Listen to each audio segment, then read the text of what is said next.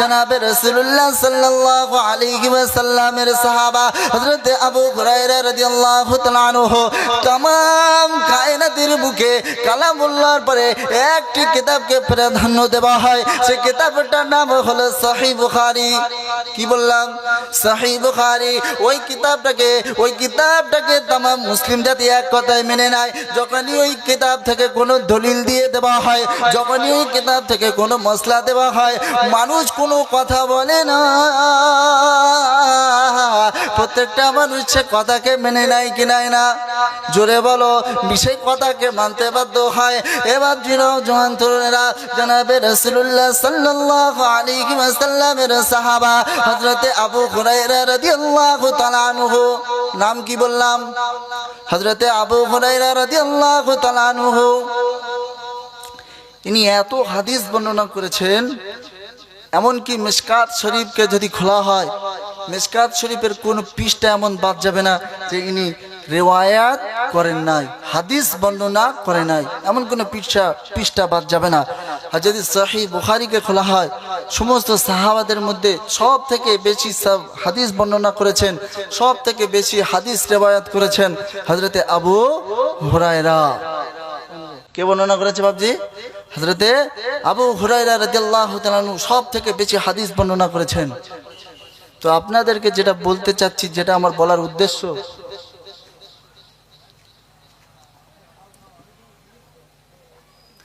সব থেকে বেশি হাদিস বর্ণনা করেছেন হযরতে আবু হুরায়রা রাদিয়াল্লাহু তাআলা আনহু।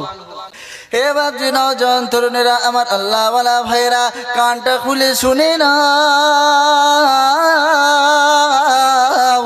জনাবে রাসূলুল্লাহ সাল্লাল্লাহু আলাইহি ওয়াসাল্লামের সাহাবা হযরতে আবু হুরায়রা রাদিয়াল্লাহু তাআলা আনহু, নাম আপনারা নিশ্চয়ই মুখস্থ হয়ে গিয়েছে, নাম হয়তো আপনারা বেশিরভাগ শুনে নিয়েছেন।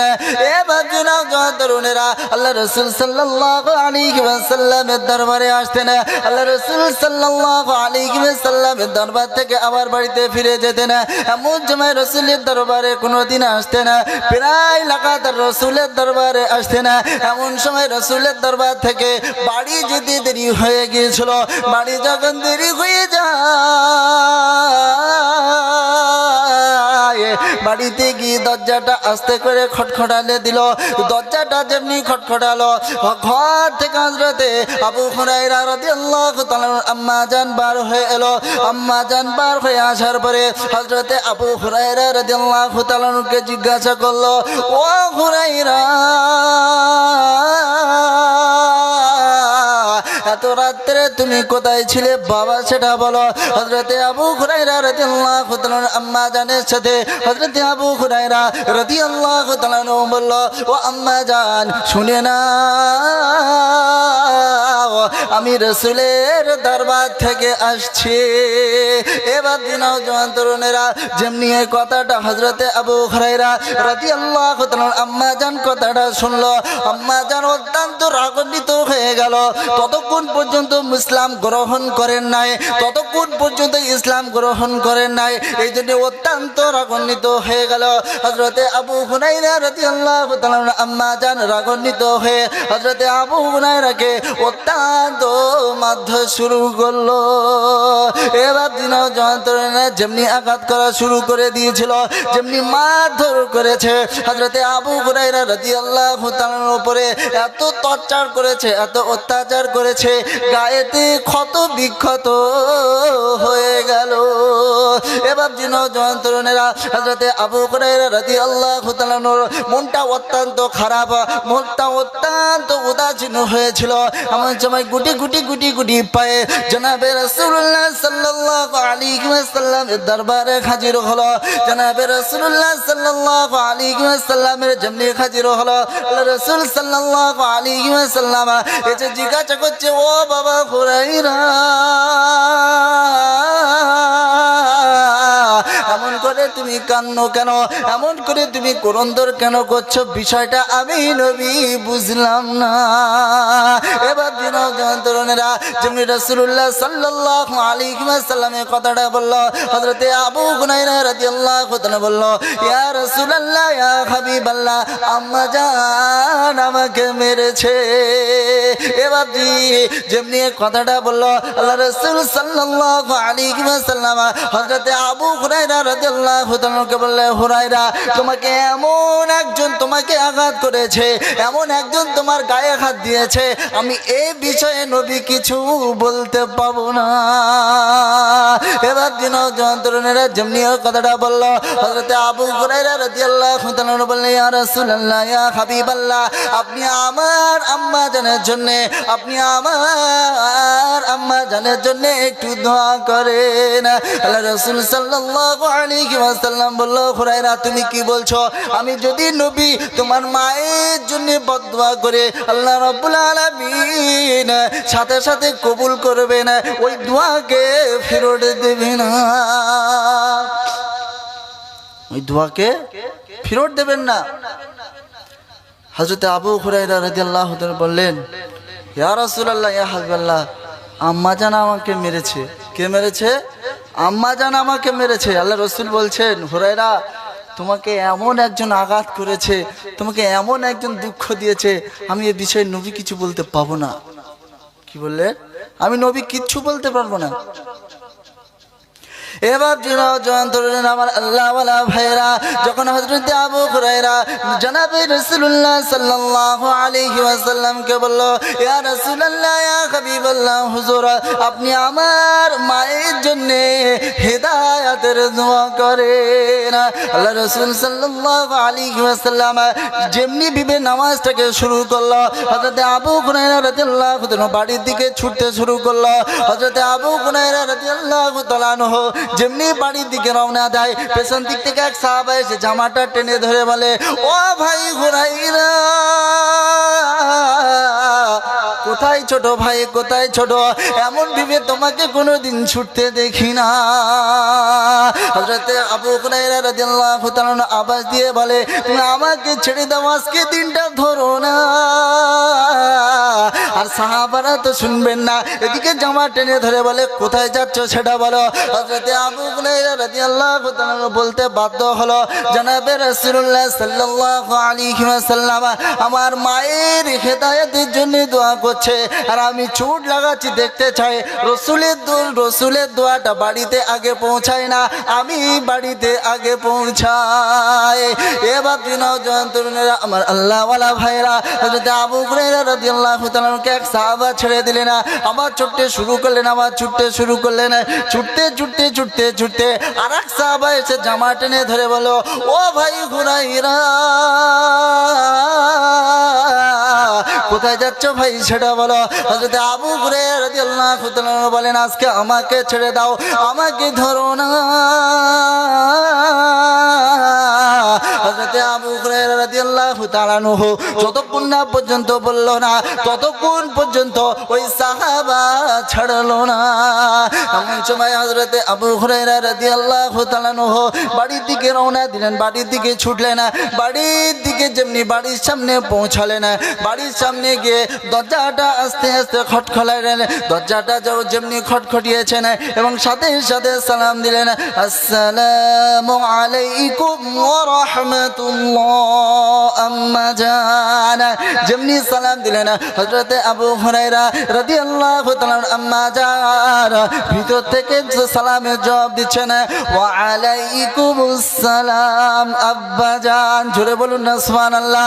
এবার তরুণেরা মজার যে জিনিসটা হলো, আল্লাহ রাসূল সাল্লাল্লাহু আলাইহি ওয়াসাল্লাম যেমনি দোয়া করতে বসেছেন, এদিকে সাহাবা ছুটতে শুরু করেছে।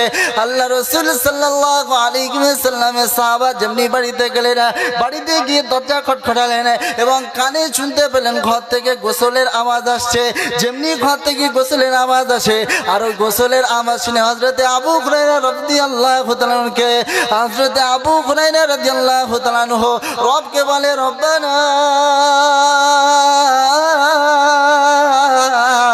এটা কি তোমার করুণা আমি বুঝলাম না।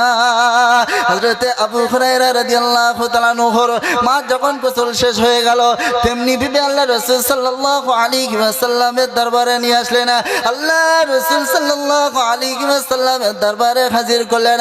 আল্লাহ রাসূল সাল্লাল্লাহু আলাইহি ওয়াসাল্লাম পিছন দিক থেকে ঘুরে দেখে আবু হুরায়রা দাঁড়িয়ে আছে। হযরতে আবু হুরায়রা রাদিয়াল্লাহু তাআলাকে দেখে বলে, ও হুরায়রা কি হয়েছে বলো। হযরতে আবু হুরায়রা রাদিয়াল্লাহু তাআলা চোখের পানি ছেড়ে দিয়ে মুচকি মুচকি হাসতে শুরু করলেন। ইয়া রাসূলুল্লাহ, ইয়া হাবিবাল্লাহ, আমি আজকে জিততে পারলাম না।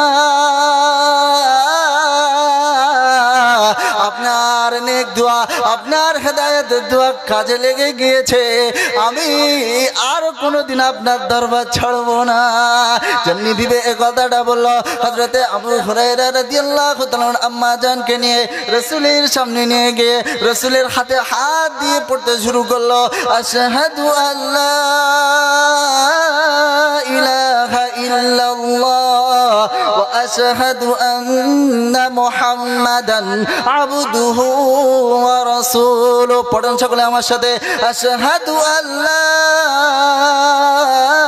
ইলাহা ইল্লাল্লাহ ওয়া আশহাদু আন্না মুহাম্মাদান আবদুহু ওয়া রাসূলুহু। হযরতে আবু হুরায়রা রাদিয়াল্লাহু তাআলা আম্মা জানা, হযরতে আবু হুরায়রা রাদিয়াল্লাহু তাআলা আম্মা জানা রাসূলের হাতে হাত দিয়ে মুসলমান হয়ে গেল। জোরে বলুন না সুবহানাল্লাহ।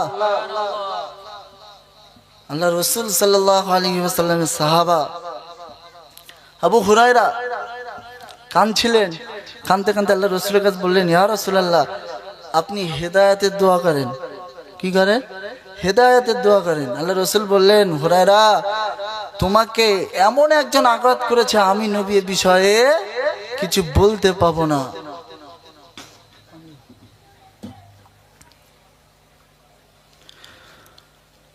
দরুদ শরীফ পড়ে, আল্লাহুম্মা সাল্লি আলা সাইয়্যিদিনা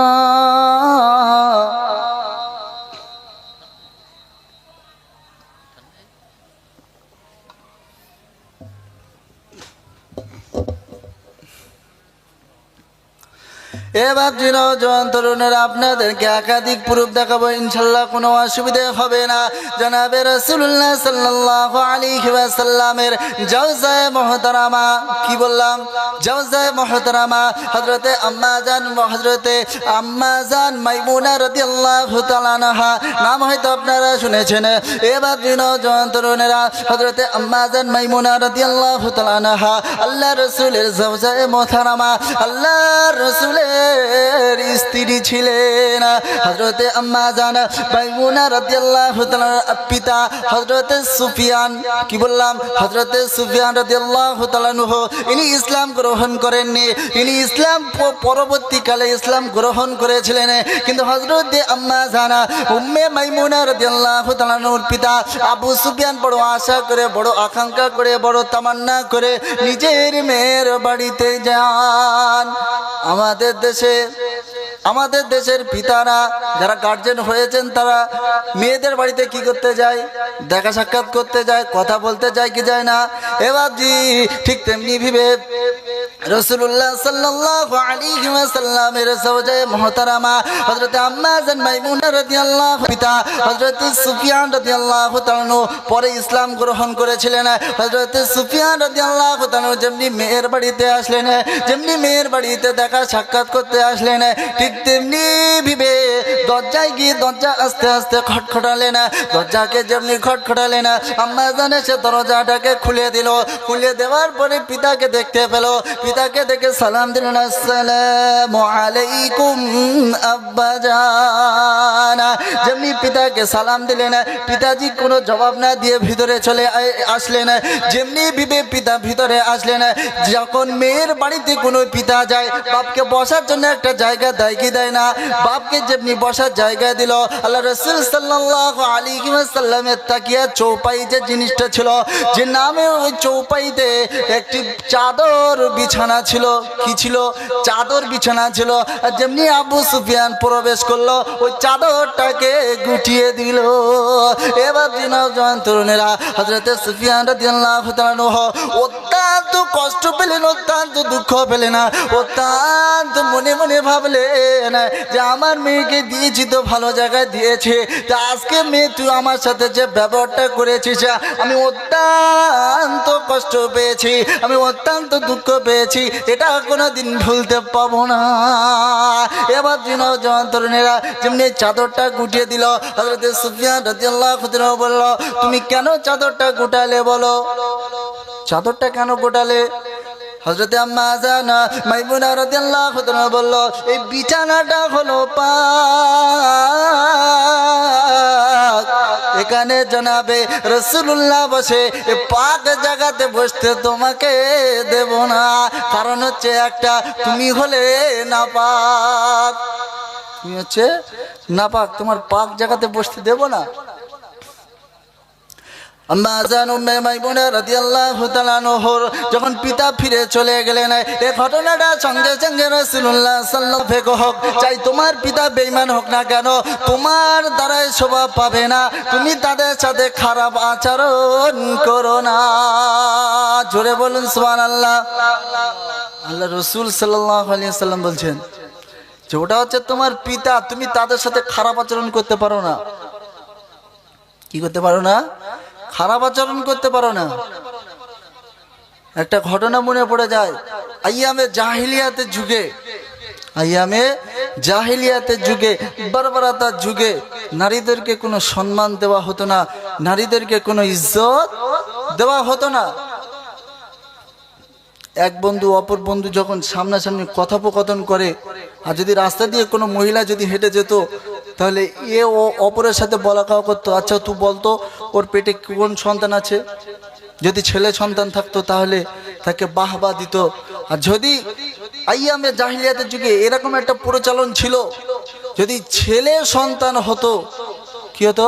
ছেলে সন্তান হতো, তাকে কাপুরুষ বলা হতো না।